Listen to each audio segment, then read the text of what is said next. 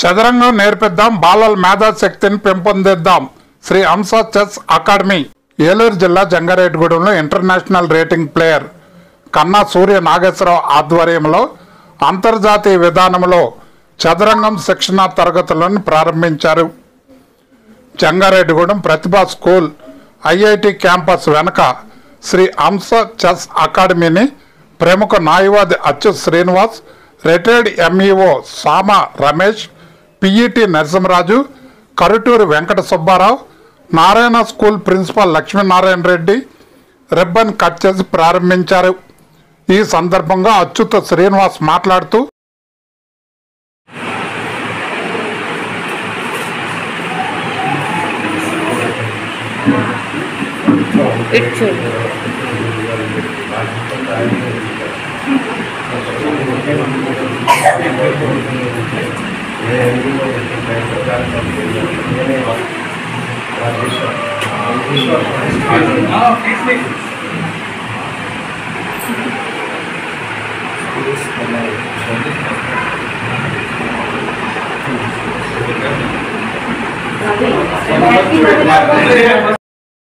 ఈరోజు మన జంగారెడ్డిగూడెంలో నూతనంగా ప్రారంభిస్తున్నటువంటి హంస చెస్ అకాడమీ అనేటువంటి జరిగింది.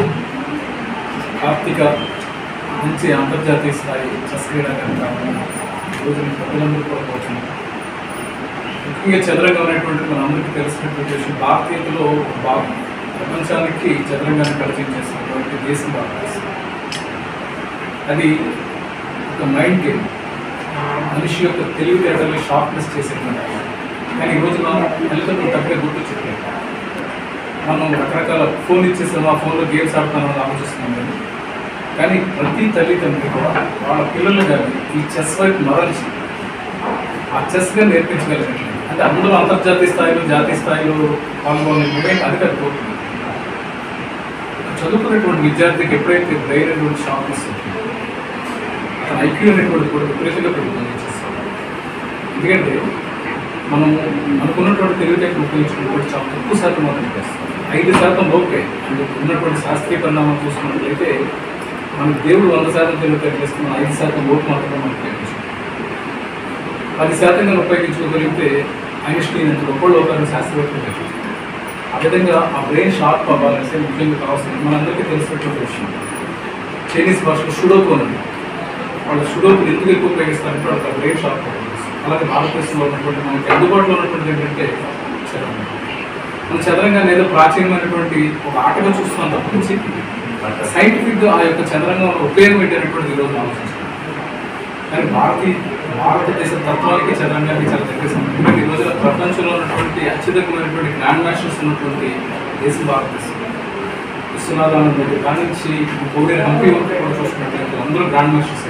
కారణం ఏంటంటే బాగా మంచి తెలివితేటలు కలిగినటువంటి జాతి ఎక్కడ ఉంది అంటే అందుచేత ఏంటంటే మన చెస్లో ఈ రోజున సక్సెస్ అవ్వడానికి కూడా అది కారణం.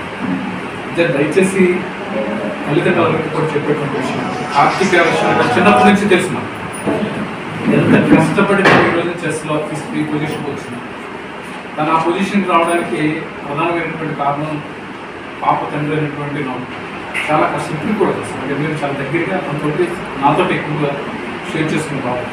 అంటే ఈ రోజున మనం ఏం చూస్తున్నట్టు ఎక్కడో డాక్యుమెంట్కి వెళ్ళింది, ఫస్ట్ వచ్చింది అని ఏదో ఫేస్బుక్లో పెడితే మనం తప్పట్టు పడుతుంది తప్పించి వెళ్ళి రావడానికి అక్కడ అకామిడేషన్కి ఎంత ఖర్చు అవుతుంది అనేటువంటి చాలా ఇబ్బంది పడుతుంది.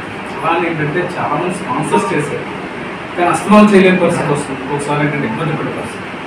అధిక సురేఖ గారు కూడా పాపని తను తీసుకెళ్లాల్సిన పరిస్థితి లేదు. ఏంటంటే సురేఖ గారు కూడా పాపని తీసుకెళ్ళడం, అక్కడ ఆడించడం.